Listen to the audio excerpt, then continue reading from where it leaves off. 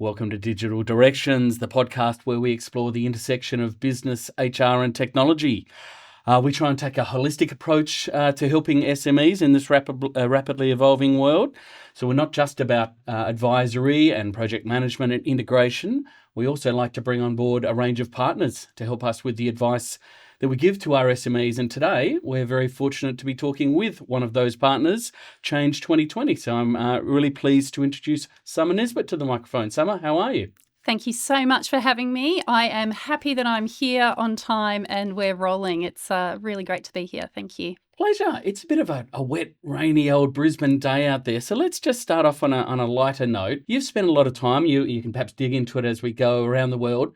Tell me about a great dining experience you've had somewhere from your past travels of around the world. I'm so glad we're starting with this topic because food is just such a huge connector of human beings, and I've been absolutely spoilt for choice. So right now my brain is just firing on all cylinders. On the drive in, my Uber driver was telling me about the fact that he used to run a restaurant in Malaysia. So Malaysian food is really at the front of my mind right now. And there was one trip where I flew into Kuala Lumpur and I thought, I am going to have that laksa that is going to just destroy me. So I thought all week I can't risk this until the very last lunch on the very last day. And it's one of those meals that just defies the human language. Exquisite, delightful, fiery. Yes. And so it was a very exciting flight home, and I was very happy to be home in the comfort of my own living room later that day. Very brave. We had a fine dining experience in Hong Kong one night. I think it was called Hutong. Oh, yes. Beautiful. With the view over the harbour. Unbelievable. So, yes, I'd love to be back there and maybe in the future. So, mate, why don't you tell us a little bit about your background and about Change 2020 and what kind of has brought you into the orbit of Digital Directions? I'd absolutely love to. Thank you so much. So I am by my very nature a people person. I've been in the people industry essentially my entire career. I started in Melbourne many years ago as what people used to call a headhunter, and then had the opportunity to go and live and work in Hong Kong. And that was late 2007, right before the global financial crisis. So for anyone who's old enough to remember what life was like just before the GFC, the way I always used to explain it to people, I got to Hong Kong and it was like arriving into one of those funny game shows where there's a glass box and money in the air, and you've got about a minute to grab as much cash as you possibly can. And that's what it was like being a headhunter in Hong Kong in late 2007. And then 2008 happened. Lehman Brothers filed Chapter 11. They sucked the money out of the air, I can assure you. The box was a very lonely place for a while. But I was there and I saw the recovery of Hong Kong from an economic perspective, and also what that did from a human perspective. And so my career then turned more into a HR focus, and then I was a regional director across Greater China, which is a really interesting space to be, Hong Kong, mainland China and Taiwan, during all the civil unrest that we saw in the last decade. And then got to a point where we felt that Australia was probably a better place to be for our children, and we arrived into what's supposed to be sunny Brisbane. It's let us down today, about 3 years ago. And in that time, I've been working in consultancy, and I've partnered with a really wide range of organisations, from the Reserve Bank of Australia through to SME clients that you and I have in common, and really helping them navigate some of those human challenges where there's no right or wrong and there's absolutely no clear pathway forward, but everyone can agree the situation we're in right now, nobody's happy with. Change 2020, we work with organisations who are going through some form of change, and that could be due to M&A, it could be tech disruption, or it could simply be the fact that the organisation itself is rapidly expanding. And we help them make sense of the human impact of that change. And that's really, really fulfilling work. And I feel very privileged to get to do what I do. What a journey. I'm probably going to butcher the quote, but there's a great quote that I know. There's years where nothing happens, and then there's weeks where decades happen. And having lived through both on a personal level and on a business level, that experience, particularly in Hong Kong and China, change just an absolute constant. What a journey that must have been. But yeah, change, I guess, is the theme of what we're talking about today. And for our audience in particular, change that is often technology driven. I want to start with leadership. You obviously work with and advise leaders.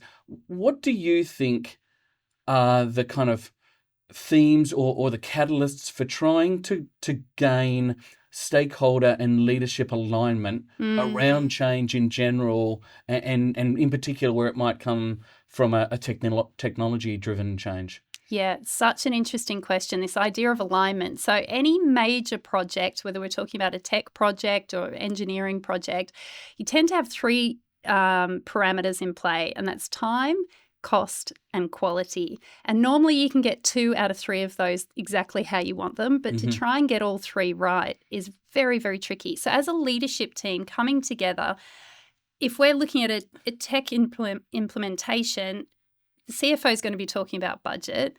The chief operating officer is going to say, time, when's it going live? And somebody there will be the voice of quality that says, but it impacts the people this way, so therefore we need to be mindful of this or that. And so that tension that we see at an executive level where we're looking at optimizing, and we know there's going to be trade-off and compromise, when the senior leadership team holds on to that struggle and they sort of tic-tac through and they align and they cascade the messaging. It's not ideal for this team for these reasons, but this is why we've had to make that decision. Everyone can get comfortable with that. When the leadership team doesn't sit with this discomfort and it sort of gets just brushed over, the tension actually then goes down to the next layer in the organization where we've got folks dealing with unrealistic timelines. There's not enough money, and the functionality or the quality of the design is really going to bear the brunt of that. But all of a sudden, that tension is getting resolved at a layer where people don't actually see the full strategic picture. They're looking at their area and saying, why is that team so hard to get along with? And why is that person not replying to my emails? Because we haven't had the alignment that was necessary from the top.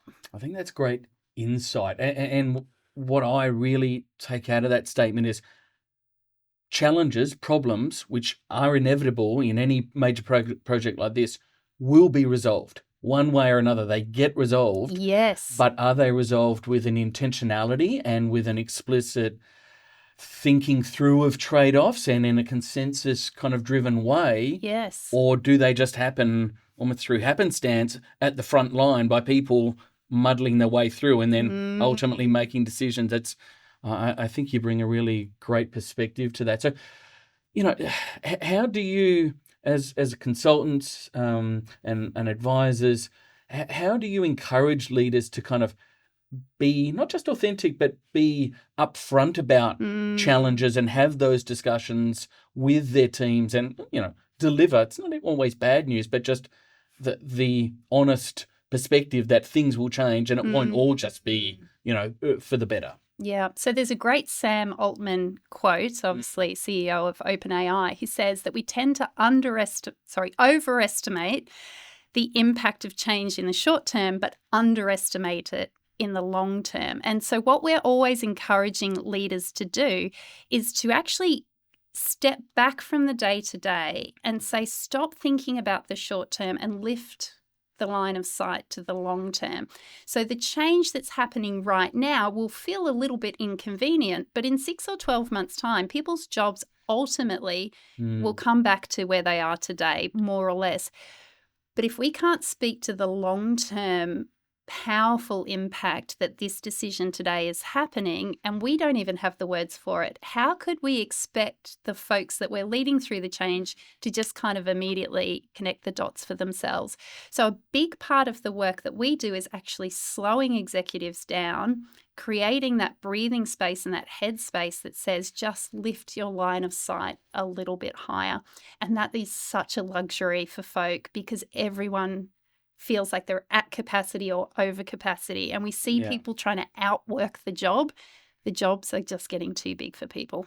And my colleague Jack sees this and talks about this a lot, about getting all of the right stakeholders to the table up front and the value of planning and kind of flushing out these issues. And as you say, everyone is so busy, there's very little bandwidth, but and really, I guess it has to come from the top. The message that this is important. We need to down tools. We need to think about this in a group context, I think is critical. And particularly for the kind of context that we often are dealing with of smaller businesses, they don't have layers of management, additional resources to be able to throw always at outside kind of consulting firms. Can you speak a little bit to where you've been involved with kind of businesses at the smaller end of SME world and how you facilitate that planning and kind of that phase in kind of critical change projects? Yeah, absolutely. So it's so interesting, this idea of appointing a change manager and the job description of a change manager, as if there was one person who was so skillful and adaptable that they could be dropped into any organization, look into the hearts and minds of the folk and know exactly how to move them forward.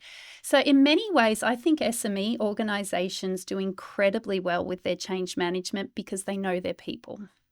And when we connect with the folks that we're leading and we understand how the change impacts that person, not simply from a process perspective, but in terms of what am I actually asking this person to give up by following my lead through this period of change, it enables the change management in a really, really human-centric kind of way. Where we see SME leaders sometimes go awry is not wanting to sit with the discomfort.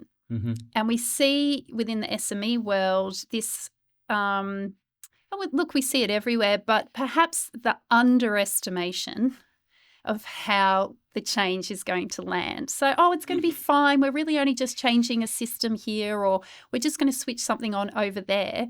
But how that's actually being received, it is actually a lot more complex than perhaps those SME leaders have anticipated, because they haven't had the business analyst or they haven't had the architect sit down with them and go, you think this is 3 months, this is 18 months. Yeah. So I think sometimes the anchoring of expectation isn't always there, which is why your organisation provides such a valuable service. Because businesses that haven't been through a HRIS implementation before just don't know what they don't know. And of course, if they're talking to salespeople, and hello to our vendor friends out there, we love you, but they do tend to make it feel very simple so that it doesn't become overwhelming, so that we can make the decision, yes, change will happen. But in the simplification process, we can then underestimate what truly is going to happen next. And so I think, the firms that we partner with who do it really well stay close to their people and they don't try and rush. And when they get to a point where they realize this is actually a lot more complex than what we first anticipated, they pause and recalibrate. Yeah. Rather than just saying, but we made a decision, so we're going to white knuckle it through, and you do see firms trying to do that, and it works in some ways, but there is typically a human cost, and we see that in increased turnover, or we see that in other, there are symptoms that come up later. And again, when we think about SMEs, and when I kind of think about the people involved, and I hope this isn't a generalization, but kind of smaller businesses, there's still a greater cohort of almost founder-led management versus, for want of a better word, professional kind of executive management who bring different perspectives and levels of experience to the table. Do you see that, and what implications does that have for navigating change, either in terms of their experience of past change projects, also, but in terms of risk appetite, So I'm interested to hear your perspective on that as a factor. Yeah, I'm so glad you brought up the word risk, because that to me is at the heart of it.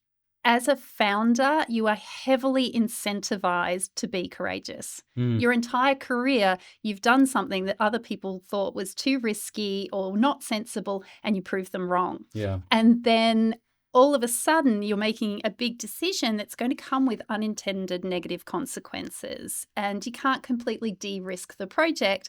And if you're coming at it from the lens that risk is okay, you're likely to do things that, like you said, a professional executive has been trained not to do.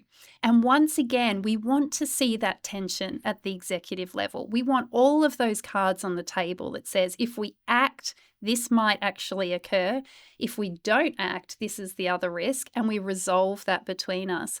And so the privately owned organizations, the SMEs that tend to do very well in this space, have really intentionally chosen their first layer of leadership around the executive to complement and challenge in a really constructive way. Yeah. Where it doesn't go so well is where we've got the founder and then quite a substantial gap, and the folks who execute. Yes. And that power dynamic to challenge and say, but what if, and have you thought about that? It's not a failing of anybody. It's just that the structure doesn't enable it. The process is not quite as robust in that respect. There's less kind of feedback loops, as you kind of pointed out. So yes. Just want to change tack a little bit now. We've been talking about leadership, and I guess kind of a close cousin of that is culture. Yes. And the kind of the cultural dimension of change. You've worked around the world, in Asia, experienced different cultures. I guess just at a fundamental level, what does culture mean to you?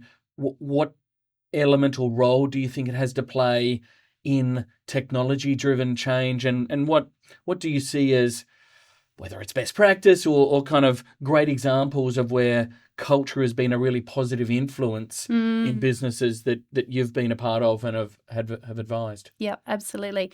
So I'm going to start with a Peter Drucker quote, which is that culture eats strategy for breakfast. And my whole profession has been based on the assumption that that's true. So we can have the most beautiful set of policies and procedures. Culture is what happens in practice. And so the gap between your policies and your procedures and how the human beings behave, to me, tells you what your culture is. Yes. And compliance doesn't equal a positive culture either. I do want to say that. But culture is really that element that says, what is normal here? So that as a new person arrives into the organization, they start to very quickly realize what's going to be okay, what's not going to be okay. And then they either adapt or they opt out again, which is why we have probation periods. I believe that's more for cultural fit than technical fit, again, because of my worldview. And so the culture is really what becomes normal here, what's okay, what's not okay. And the culture is also a reflection of, and how do I feel about that? Does this energize me and excite me? And do I put in discretionary effort because I've got a sense of purpose? Or is this a culture where I'm keeping my head down and getting the work done, and I better get a good bonus for this because that's my driver? And again, there's no right or wrong. It's all about, is it aligned with the direction that the organization wants to go in? And I've worked with four multinational corporations where you think about national culture, mainland Chinese, Cantonese, Taiwanese, organizational culture. Can we truly have one organizational culture globally? And my view is yes, you can, because what it's like to work for that business in Shanghai or Hong Kong is still different to working for their competitor in Shanghai or Hong Kong. So there is such a thing as culture. It can be curated intentionally, and this is where the values of the leaders are so important, not what you stick on the wall as a poster, but literally how do you show up and what can people expect of you? And when you really embody the values, that permeates and that becomes very, very powerful. The other thing I want to say about values is when it's a poster on the wall, it's only ever going to be honesty, integrity, respect. But let's be honest, human beings are complex, and some of the values that we hold on to aren't that beautiful, and you wouldn't put them on a poster, but geez, they're good for productivity. A sense of insecurity, of wanting, of ambition, of strive, of wanting to excel. Some of these things are great enablers within an organization. We don't speak to them because, maybe optically they don't look great. So how do we keep it above the line? So above the line means net, it's good for me to work here and it's good for me to work in this culture and the organization is achieving its aims. So how do we keep it above that line where it's positive for everyone? And so I think a technology implementation is a beautiful time to test your organizational culture, because you're going to see the folks who are just bought in, like, okay, company's going in that direction. Run full speed. Yeah, which seat on the bus do I get? And you're going to have those folks. Then you're going to have the moderate middle that says, well, I can see the upsides to that. I can see how it inconveniences me, but generally speaking, let's go. And then you always going to have that group of antagonists who says, well, honestly, is now the right time to implement that change? Look at everything else we need to do. And on top of that, now they want us to click left instead of right. Oh, it's all too hard here. And we learn so much from those folks. We learn from the folks who voice the counter perspective. The moderate middle is where it's tough for us as leaders wanting to curate a culture because we don't know what they're thinking but not saying. Yeah. And so often it's too late to then triage if we realize they're actually out the door or they're doing something. So through any change program, the intent should never be to just get everybody as enthusiastic as that first cohort, because I think we can waste a lot of energy trying to turn everybody into cheerleaders. Yeah. What we really want to do is listen to the antagonists and really get beneath the smoke screens and the ones that are just, I don't want to change, and really listen. Is there something in that we should be paying attention to that maybe we missed because our view of the organisation as a leader isn't a 360 degree. We need to hear from folk. And so I think the organisations do it well, genuinely listen. There's a lot to unpack there. I love listening to you kind of talk about culture, and there's perhaps a couple of things I want to draw out of that. One, I guess the intersection of culture and technology, because one of the promises that SMEs are thinking about when they want to invest in HR is generating ROI. This is going to make our business better. We're going to automate processes, going to engage our employees. We're going to drive compliance. How do you balance achieving those things and in particular kind of operational efficiency and now onboarding's completely automated and smooth with preserving and retaining culture that's more kind of people driven and actually empathetic to people? So I'm interested to hear you speak about that. And then you talked about different cohorts of people within a workforce, within a kind of an employee group, and how they respond to change. And it's just like great book, Crossing the Chasm, and kind of consumer adoption. There are different groups. Does the transformation to be successful have to get everyone adopting a new technology and working, or is there middle ground of kind of tailoring processes to different groups with different capabilities or propensities for change? So probably a lot to absorb in that question, but interested to hear you speak about the intersection of culture and technology. Yeah, so let's start there. So I think technology becomes a reflection of your culture because the decisions that are made to implement this technology or that, or when to upgrade and invest, still come from the same human beings, the leaders, that ultimately set the drumbeat of the organisation. So to me, technology is both a reflection of culture and can shape culture, because as technology changes our processes, our business processes, that changes how we work. And it is connected to your second question around ROI. But at this point, I'm going to quote a gentleman. You and I were at the same breakfast a few weeks ago with some CIO leaders, and we're talking about AI adoption. And the gentleman said, I'm not rolling out AI to give you 10 minutes before lunch to play Candy Crush, right? And so in adopting or implementing a particular piece of technology, that's going to shape the way I do my work. And if that makes me more efficient, if the culture is one of discretionary effort because people are really engaged with the purpose and they really love what they do and they get that extra 10 minutes of time before lunch, all of a sudden now I'm innovating, I'm optimizing, I'm providing better customer service. Or if I'm a leader, I've now got more time to spend in that one-on-one with somebody to really connect as a human, as opposed to just run through a list of KPIs. So there is a real opportunity for technology to drive organizational purpose and values and that experience of really being valued for your unique perspective if the leaders role model that. Whereas if the leader leaves 10 minutes early to go and do whatever leaders do, I'm sure no one's playing Candy Crush, everyone else will follow suit. So technology becomes the mirror. It does also shape the culture, and it gives us those gaps to reveal who we are as leaders. Part of the process of advising SMEs and indeed for them themselves internally going on this journey of tech transformation is a business case. And so it is so darn difficult to distill out of the very chaotic and multi-layered kind of situations that they're in, and you're talking about culture and the effects of, well, we create more time through efficiency. How do we use that time? What impact it?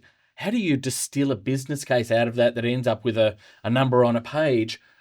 And should you even try? How do you talk with leaders on a topic like change, whether it's kind of technology driven or otherwise, and put a business case around that? How do you help them try and kind of create a mandate? And is it quantifiable? Does it have to just be, qualitative? How do you go about helping them think through the business benefits of changes like this? So this is going to be one of those questions that I flip back on you. So as organisations are assessing, particularly HRIS, what does tend to go on their scorecard? We think almost in the way of a pyramid. There's, like Maslow's hierarchy. There's a foundational level around compliance and just having a source of truth of employee records and being able to do the basic hygiene. Are we paying people the right amount on time that your systems need to underpin? And, putting a price on that or putting a business case around that is hard, because the alternative is you don't do that. You breach the trust of a workforce and you almost don't have a business. So it's almost existential. And then once you have that kind of a foundation in place with an HRIS, you start to kind of move up the ladder. You can do more kind of higher order employee engagement. We're now doing listening surveys. We're now doing better performance reviews. We're now trying to have a better onboarding process enabled through a technology solution. And so I think all of those things, you can talk about business case and put numbers around them, but it's not the right answer, but it's directional. And ultimately there needs to be a level of A, faith, and B, I just think logical structure that underpins it. If it feels like this is going to support our business, it's going to underpin how we want to do business, our competitive advantage, it's going to help us serve our employees. Ultimately, I feel like that's going to be good for us, and it's a decision we should support. And to some extent, we almost reverse engineer a case to kind of wrap around it. Yeah. And I think that's probably the challenge that you would face within the world of HRIS that we don't directly face in the world of change, because you, by your very nature, are offering a technical solution, and therefore folks want a technical or quantitative reward. So how much money did I save? When we work in the world of change, it's assumed that it's qualitative. Yes. And to then create qualitative measures, adaptive measures, becomes incredibly difficult to unpick all of the contributing elements and say, oh, it was because we ran that workshop with Change 2020 12 months ago. It doesn't have that direct line of sight. But where I have worked with organisations who do want to put more rigour around the qualitative, there's the really obvious markers of human enjoyment in the workplace being retention, being, the employee sentiment survey, and, a couple of other markers that you would just look to say, okay, the workforce seems to be moving in the right direction. As soon as you do that, it starts to game the system and folks start behaving in a certain way to hit the metric. And so therefore, it really is this two-edged sword when it comes to measuring that impact and the benefit of investing in your culture. But when I work with leaders and I say to them, how do you know that what you're doing is working? So often the number one response is, when I go on holidays, the wheels don't fall off and I get called less. So I feel that intuitively leaders have their own personal ROI. And whether it's I can actually enjoy my holiday or, I'm not losing sleep anymore. But it tends to be something that, again, you probably wouldn't put in a board paper. Our audience, as you know, is comprised of a lot of leaders, executives, managers in SMEs, often from an HR function or an IT function. I'd like you to put yourself in the shoes of those leaders, embarking on a technology transformation. As a change expert, a change consultant, what are some practical examples or tools or constructs in the world of change that you feel that they can be utilising effectively to support a change initiative? Yeah. So important that this, first of all, is not seen as a technology project or HR's technology project. What often happens with a major decision like an investment in technology is that there will be a steering committee, somebody will be nominated as project or program lead, and teams will be built underneath them, whether it's contingent labour, vendors, whomever. And the danger with the steering committee is that they then attribute all responsibility for success of the project to whomever has said, yes, I will lead this. And I have been that steering committee person who read the notes 5 minutes before the steering committee meeting. All I asked was, am I voting yes or no? What's everyone else doing? And okay, let's opt out. When we as a cohort of leaders say we're going to change something about the organisation, it must stay a collective decision. And that's not to say that everyone's going to trip over each other, but to start with a workshop or a conversation to work through the assumptions at play here. So CFO assuming it's going to run to budget, COO assuming it's going to run on time. What happens when I have to come to this steering committee and say we've actually hit some change resistance and things aren't going to go the way that we thought they were going to go? Do we problem solve as a leadership cohort who all signed up to this project, or all of a sudden, oh, well, that's what happens when you put a HR person in charge of a technology project, I could have seen that one coming. It's so easy to be in the cheap seats. It's so easy to point the finger of blame. But as a group, when we say, this is what we're signing up for, this is how we're going to move forward, and when the inevitable surprises happen, this is how we will resolve conflict. That enables a project to run so much more smoothly than the assumption that I've assigned responsibility and therefore I don't have to think about this anymore. So my absolute advice would be have that alignment session up front, if possible, in person. The key outcome of that workshop, because it's not just to sit around and have a bit of a chat, the key outcome of that workshop will be to create perhaps, your 4x4 grid or whatever it might be that says, when we hit these snags, will we prioritise the human over the financial, or will we prioritise the culture over the timeline? What will be our parameters that says if this issue is highly detrimental to the humans and highly detrimental to, let's say, the budget, we will have to regroup as an executive to tackle this problem. If we hit a snare over here, that is going to hit the budget, but it's not really going to have much of an impact on anybody else. Well, that's those two people, the program manager and the CFO, can have their sideline nutting it out. But can we matrix this so that we all know when are we coming together and when are we working independently towards the same goal? And so that workshop where it's a chance to test assumptions, get collaborative buy-in, and then decide what will be our framework for moving through this project, then fast tracks any conversation that might need to happen later. And if that conversation never comes up, that issue never presents itself, happy days, we just keep on rolling. But it's not the derailer that it could have been if I now need to realign my decision makers and realign the purpose of the project. It's so tempting when you're just embarking on a project to just get straight into the doing. Like we're Totally. all on board. We just want to start working. Yes. But you're so right that a framework like this that outlines kind of success measures and gives us a way of trading them off, that's what actually empowers people in a project team to be able to make decisions and not be paralysed when something goes off track.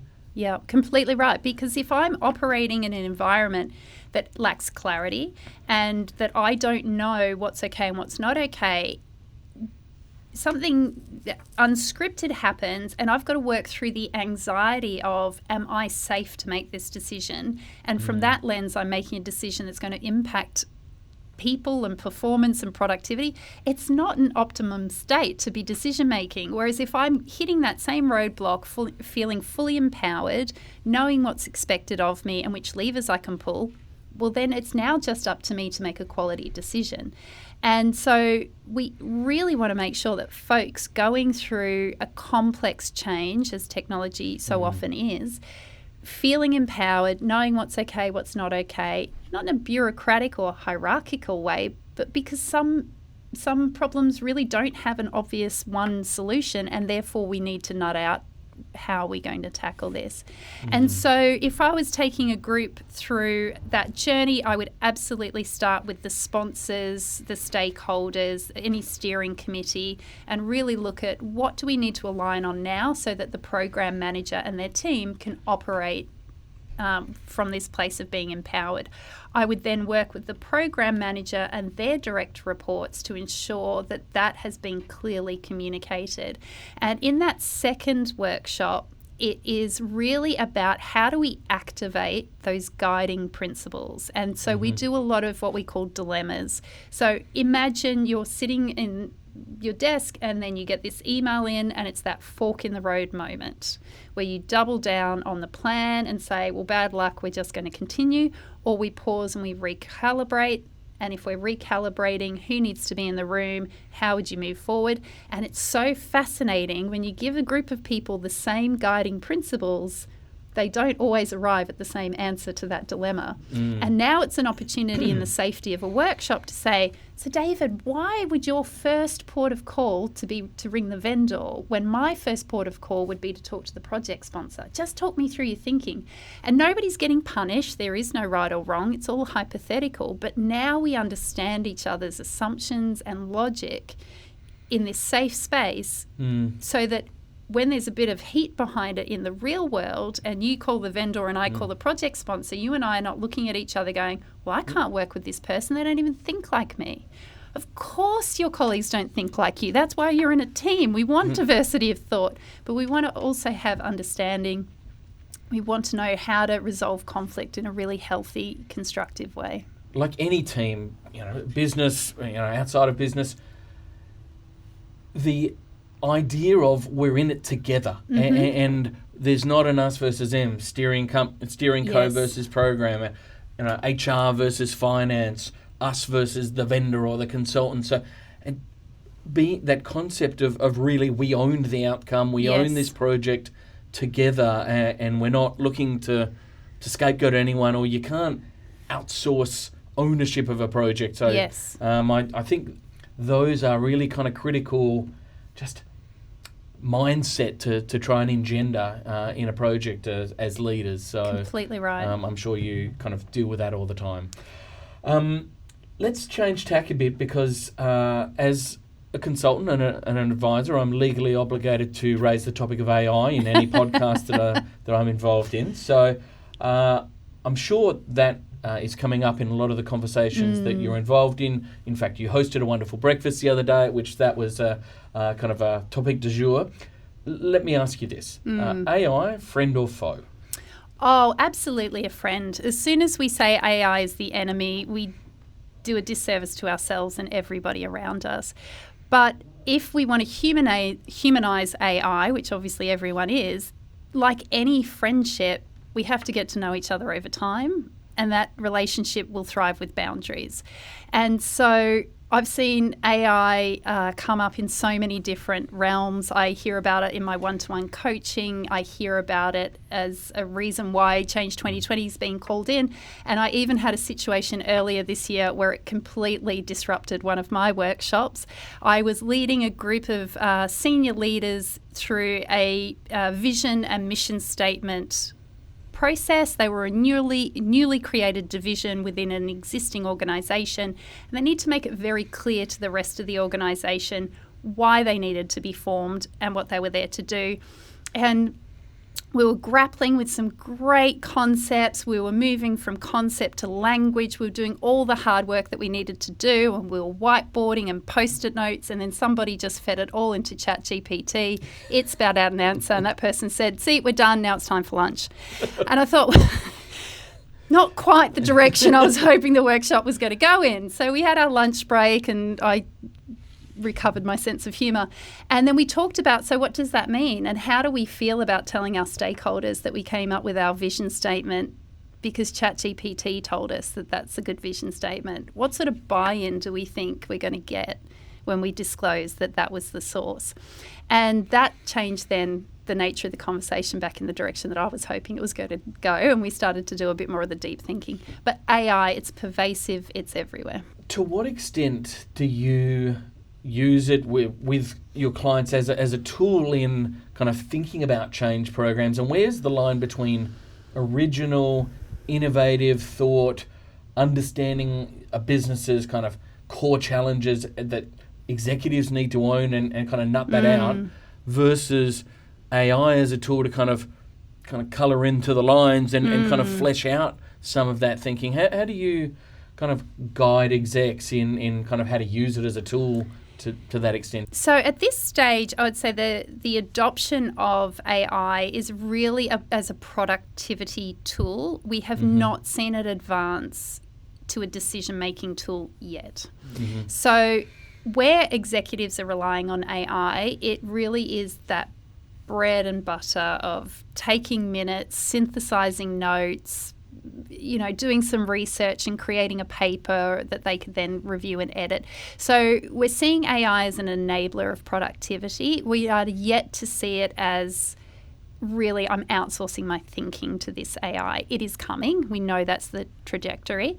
The way that we use it with our clients is, to be quite frank, to offer them greater value, because when we use those productivity tools, we charge by the hour. The hour the client is paying for is really what creates value for them. It's that moment where we sit in a room and we say nobody's actually allowed to leave until you can answer the facilitator's question, because you all can use I'm too busy or this is too hard, let's tackle it in next month's board meeting when you're by yourselves, but you're paying me to get the answer, so let's all just sit together and be uncomfortable until that happens. So it's a value creation tool at the moment. It is about optimizing the time that we are together, but there is a danger that we do start to let it creep into our human relationships. So some feedback I heard recently from someone is, I work for a manager who their first language is not English, and they have a beautiful way of expressing themselves. And now when I receive an email, I immediately know it's a ChatGPT email. I immediately know they're not the choice of words that leader uses. And while it's factually correct, I feel a bit sad. Something's lost in the translation. Yeah, because I actually really love the way that my leader speaks to me. And the leader's perhaps thinking my English isn't good enough. I'll put it in ChatGPT. It'll be more professional. Yeah, maybe, but there's that human trade-off. It's a bit of kind of homogenisation that goes on there, that we're all, like you say, kind of the rough edges get smoothed off. And yes. I don't have a violent objection to using ChatGPT, for instance, for doing an email, for instance. But yes, if everyone starts to kind of look and sound the same, how do you stand out as an individual, as a leader, as a business? Absolutely right. And there's so much noise in the modern workplace and just in modern society that capturing people's attention is a modern day skill of leadership, of business. And there is no way you're capturing attention with a generic email. So if your email or your LinkedIn post or whatever it might be is simply to serve a purpose of sharing fact, by all means go for it. But if you really want someone's attention and you want them to think and change their behaviour, so we're talking about change and change management here, that really has to be a human piece of communication, and it has to have cut through now more than ever. So ChatGPT can help you create stakeholder analysis plans. It can help you with impact statements. It can help with a template for your comms. But if you're just mindlessly hitting send, and the change program fails, I think you really have to start with yourself as a leader. Yeah, indeed. You mentioned the phrase a lot of kind of noise going on, and before we started the podcast we were perhaps referring to some of that broader noise, a lot of the stuff going on in the world today. Not to touch on that, but in a challenging world where workers, leaders, or all of us kind of our resilience is tested. Yes. Both in a work context and then in a kind of a change program context. What are the messages that you kind of give leaders around resilience and being able to stick at a program to kind of deliver results when there is a lot of opportunity for distraction kind of in this day and age? Yeah, absolutely. So there was some Gallup research published earlier this year that showed that human well-being declined for the first time since 2020, when we were in the belly of the beast that was the COVID disruption. So as we came out of 2020, everyone was feeling like their lives were getting better, and over the last 12 months we've actually seen that decline, and Australia was one of the countries actually where we saw the biggest dip. And so people are coming to work and they've already used up a lot of their resilience capability to navigate what's going on at home. And so when we say, oh, the workforce is just change resistant and they need to be more resilient, well, they are. The fact that they're even still there is a testament to the resilience and the tenacity of just people working in really complex environments.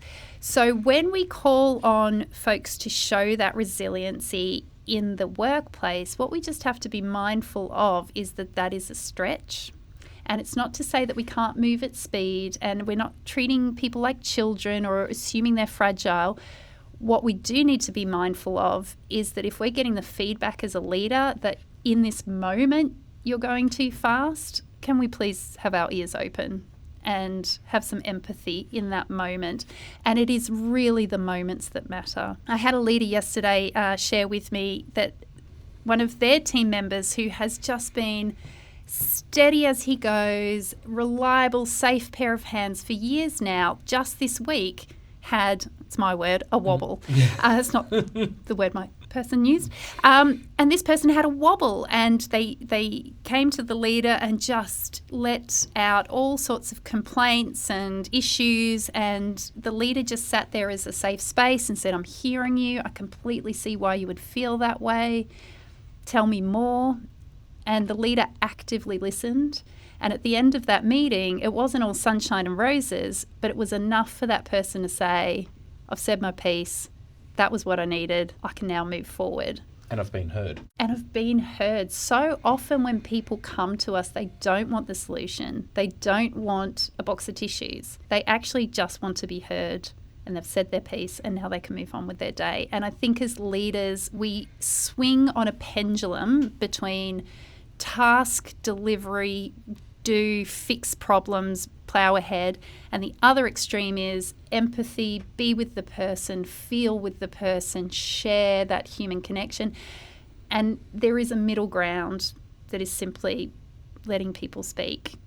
And I think we need a little bit more of that at the moment. And what you just articulated was, I guess, a great response to an individual situation. You know, one of the kind of skill and art of leadership is almost being able to take the temperature of an organisation at any given time. And one of the kind of key tenets that we often talk about in guiding companies through these tech transformations is around the kind of the bandwidth. What's the capacity of an organisation to actually absorb change? And so not trying to bite off more than you can chew, having a phased approach to these kind of things, that's a sensible, logical, optimal response to understanding the resiliency of an organisation to go forward and to kind of create and accept change. So yeah, I'd like to think that as leaders, that does need to be a factor that you take into account when you're building these kind of programs. Completely right. And you were talking about measurement earlier, and I think one of the beautiful things about a HRIS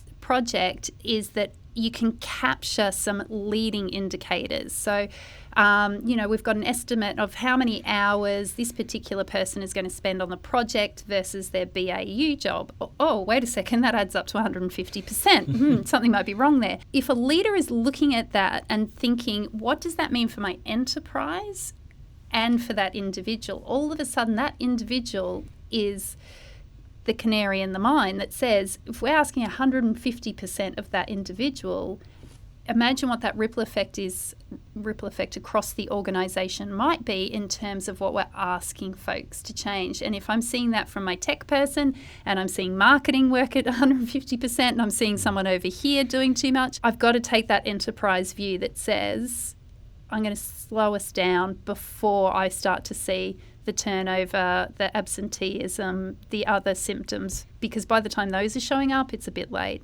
And so I think the tracking and the hard measures that technology can have access to, when leaders process that through an enterprise lens, it's such rich insight as to what's going on for the human beings.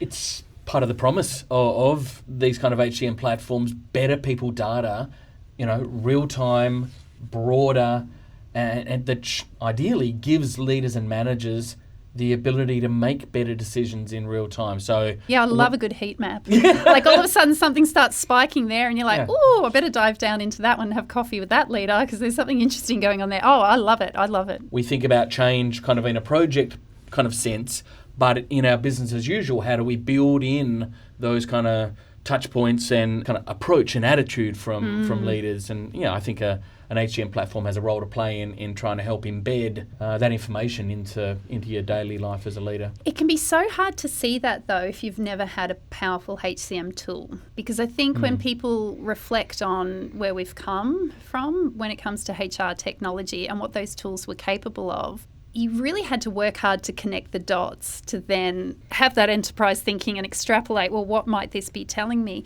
Whereas where the technology really has so much value to add is the prompts that says, look, whether it's a heat map or it's looking at a correlation, as you often see in employee engagement software, this might be the thing that you need to think about. It's not going to give you the solution, but it's going to help you ask those better quality questions. And that's really, as a HR strategic partner, bringing those thought-provoking questions to the leadership team, knowing it needs to be solved collectively, is really the value add of the department now.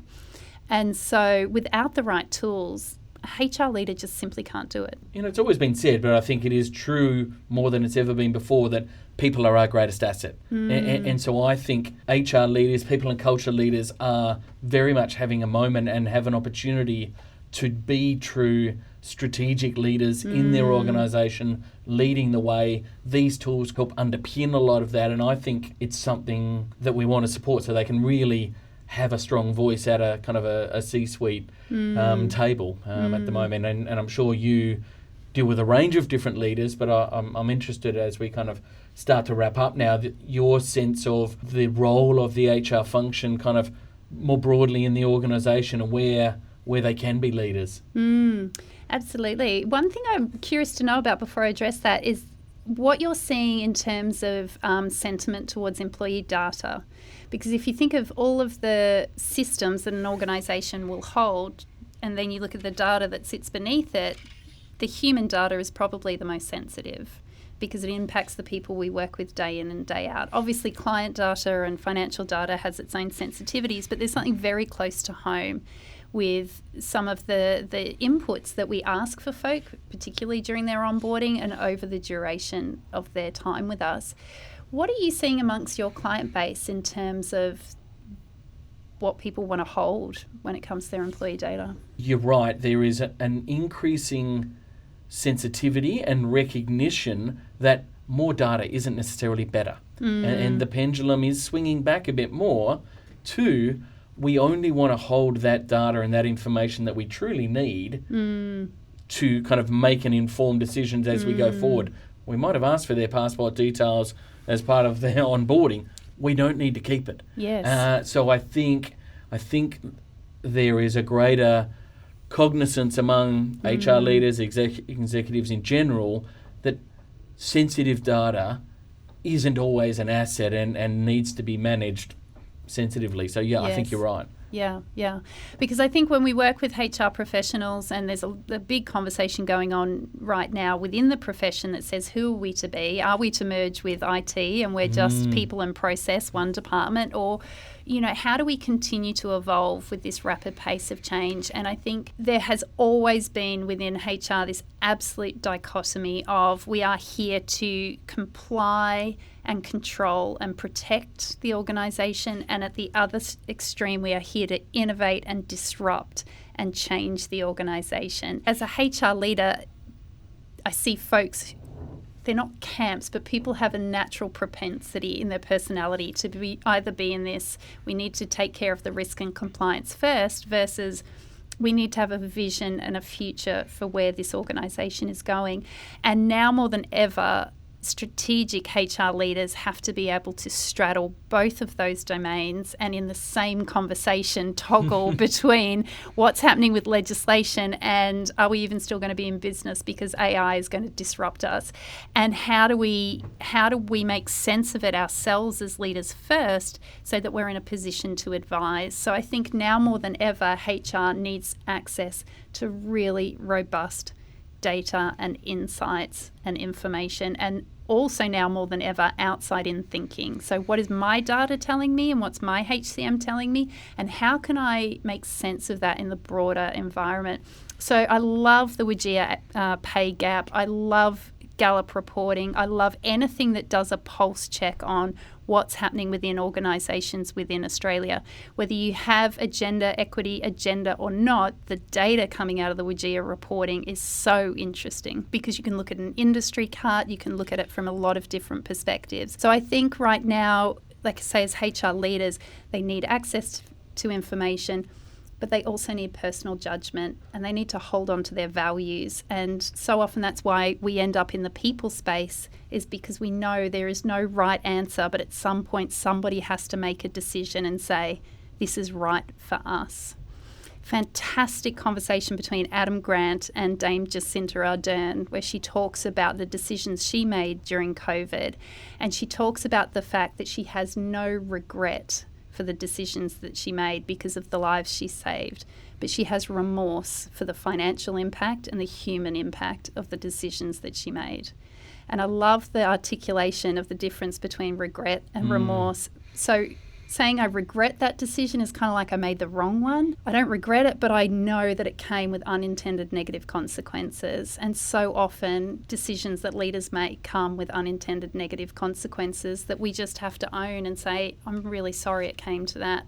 We needed to move forward somehow. That's perhaps a great encapsulation of leadership. You're not perfect. Don't try and kind of put out a perspective that everything's rosy. Being able to acknowledge and kind of take accountability and responsibility, the decisions that you've made, right or wrong, I think, is the mark of a great leader. And I really like the way you've described the challenges and opportunities that HR leaders kind of have out there today, and the role that people data, people information gives them to kind of stay on top of and be the best leader and enabler of their teams and their workforces that they can be. I think we might have reached the end point. I've really enjoyed the conversation, Summer. Thank you so much for sharing your wisdom, your experience and your perspective with us on all things change and technology. Thank you so much. It's been my pleasure. Next time, let's do it over a bowl of laksa. I don't know if my stomach can take it.